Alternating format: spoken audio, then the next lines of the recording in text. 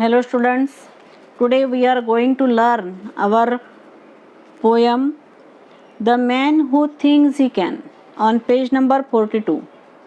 Page number 42 वर तुम्हाला जी पोएम दिलेली आहे the man who thinks he can. आता ही आपण पहिल्यांदा रीडिंग करूया. If you think you are beaten you are. If you think you are dare not you don't.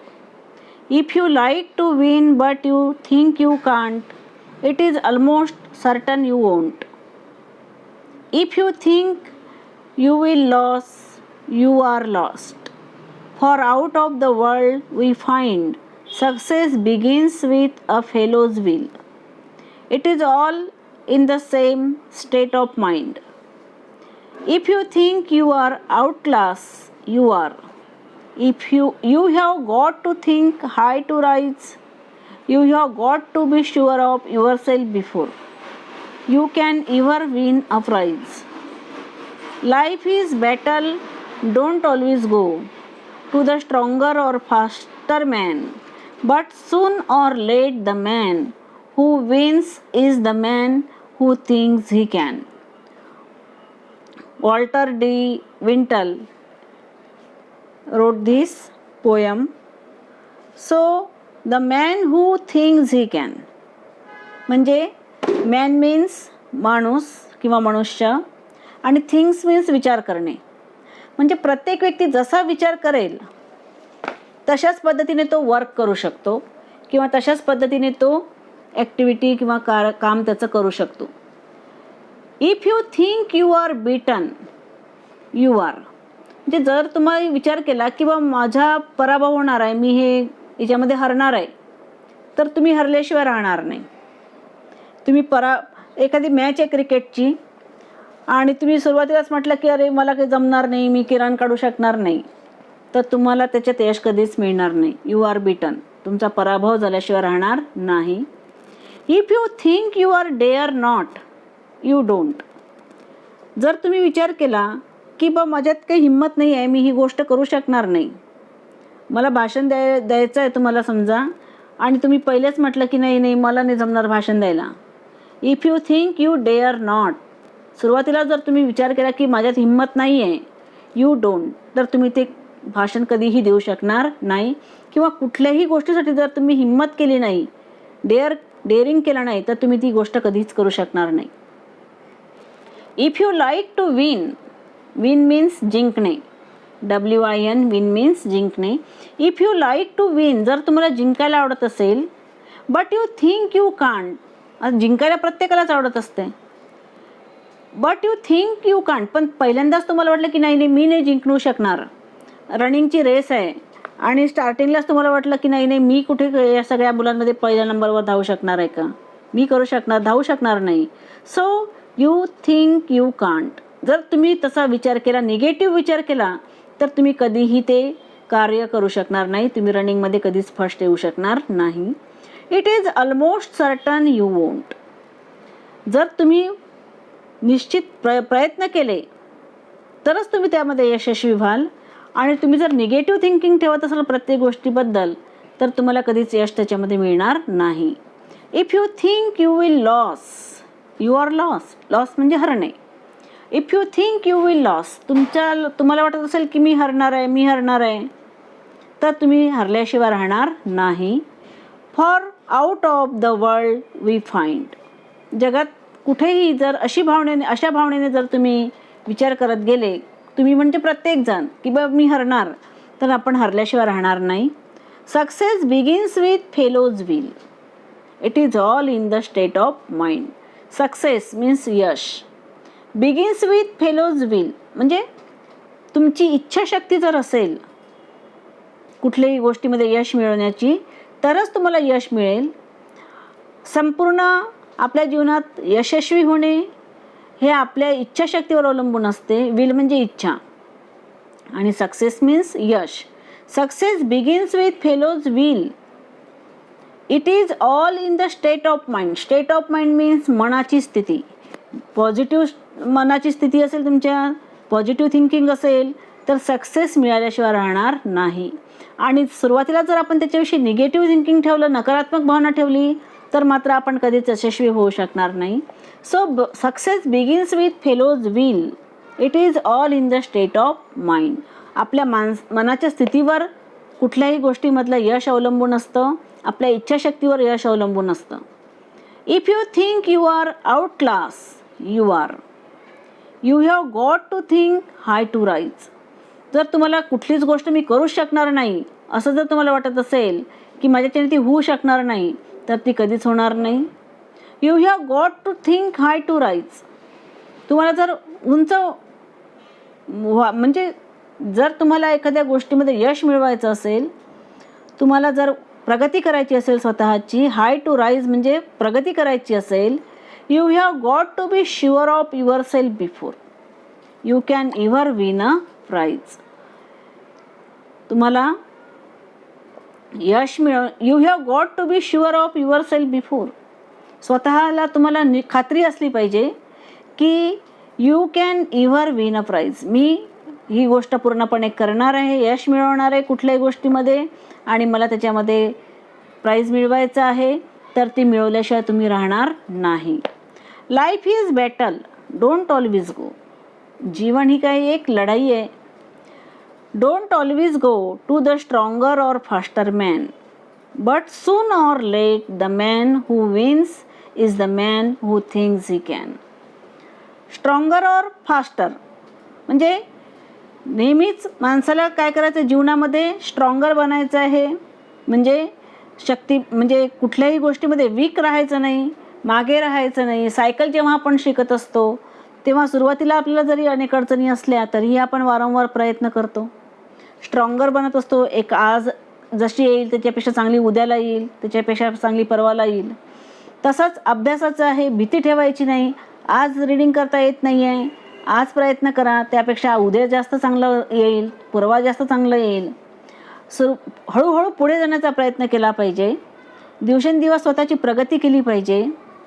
आणि but soon or late the man who wins.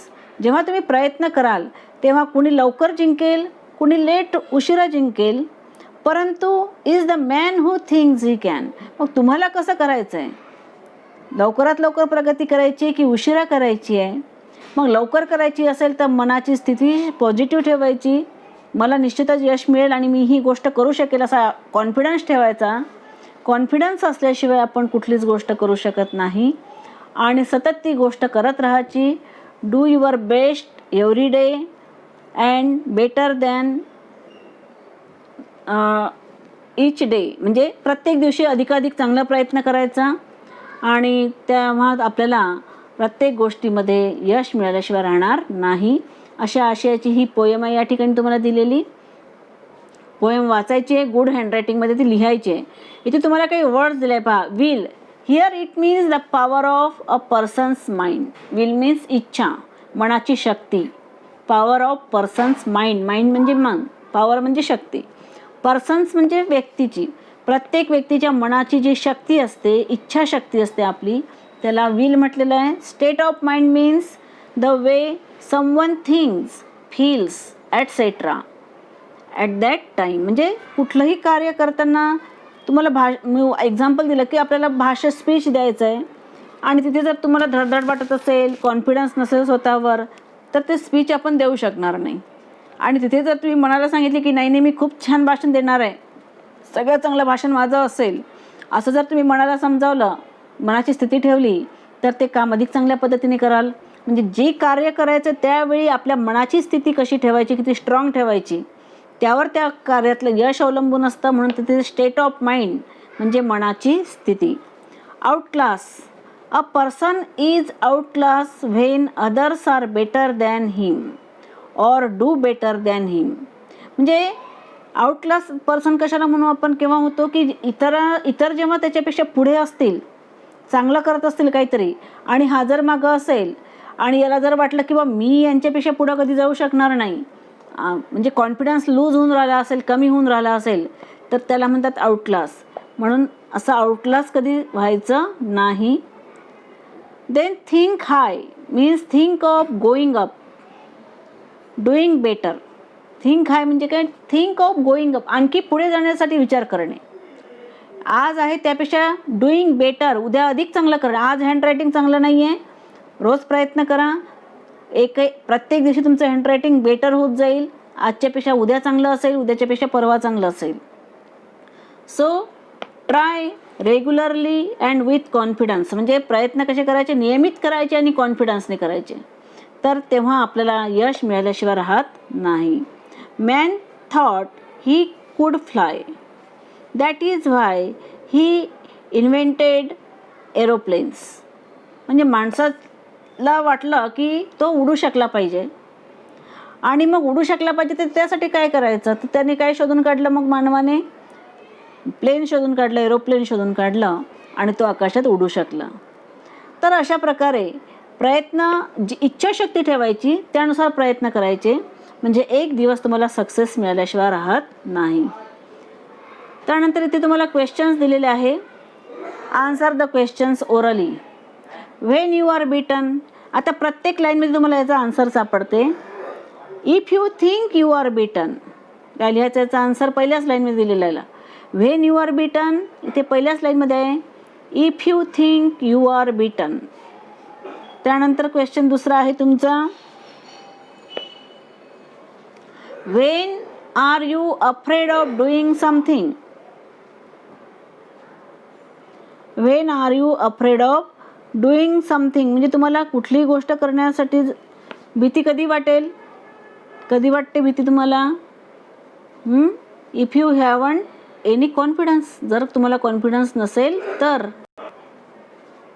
If you think you dare not, दुसऱ्याच लाईनमध्ये, if you think you dare not, जर तुम्हाला वाटेल की माझ्यात काही हिंमत नाही आहे, मी काही करू शकणार नाही, तर अशा वेळी तुम्ही काय व्हाल, ते काम करण्यासाठी आपण काय करू, घाबरू, भीती वाटेल आपल्याला. When will you not win, केव्हा जिंकणार नाही आपण. When will you not win, तुम्ही केव्हा जिंकू शकणार नाही. If you like to win but you think you can't. When you think you can't, जेव्हा तुम्हाला वाटेल की मी करू शकत नाही, तेव्हा तुम्ही जिंकू शकणार नाही. व्हेन यू आर लॉस्ट, केव्हा हरणार तुम्ही. लॉस्ट म्हणजे हरणार, केव्हा हरणार आहे आपण. बघा इथे दिलेलं आहे तुम्हाला. If you think you will lose, if you think you will lose. त्यानंतर आहे, where does success begin. Success begins with fellow's will, success begins with fellow's will. त्यानंतर एफ नंबरचा पहा, what should you do if you want to win. जर तुम्हाला जिंकायचं असेल तर तुम्ही काय कराल. What should you do if you want to win.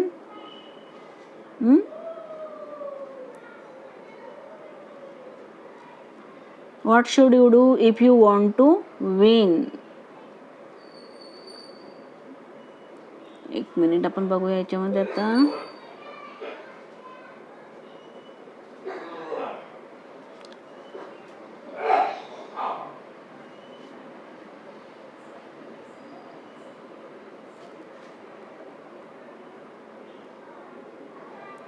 If you like to win but you think you can't, it is almost certain you won't. If you think you will lose,